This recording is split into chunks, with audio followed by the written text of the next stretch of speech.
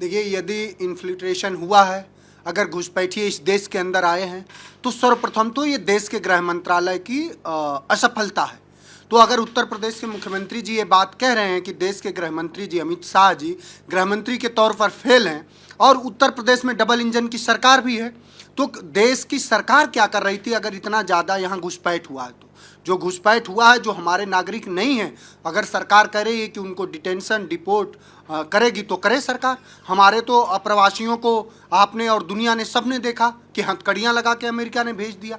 तो हम लोग तो चाह रहे हैं कि आप इस पर राजनीति करने के बजाय आप इस पर राजनीति करने के बजाय पहले तो ये स्वीकार करें, देश की सरकार, उत्तर प्रदेश की सरकार, कि हम सरकार के तौर पर अपने देश के नागरिकों की और अपने सरहदों की सुरक्षा करने में असफल रहे।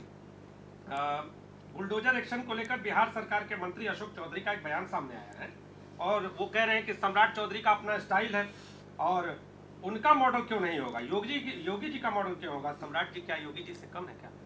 देखिए, बीजेपी में कौन किससे कम है, कौन किससे श्रेष्ठ है, ये तो बीजेपी बताएगी।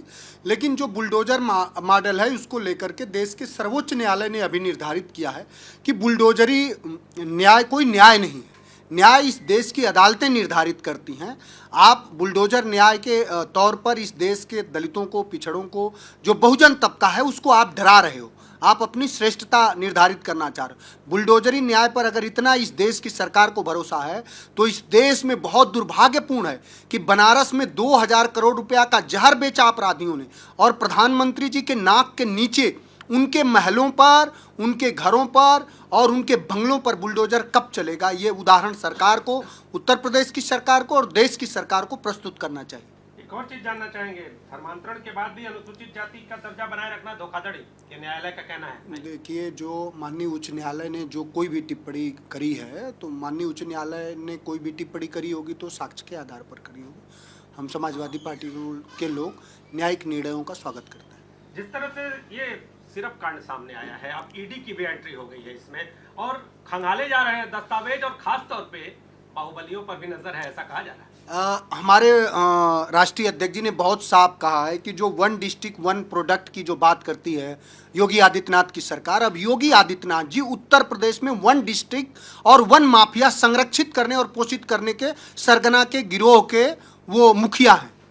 अपराधियों के सरगना के गिरोह को संरक्षित करने के मुखिया हैं उत्तर प्रदेश के मुख्यमंत्री जी।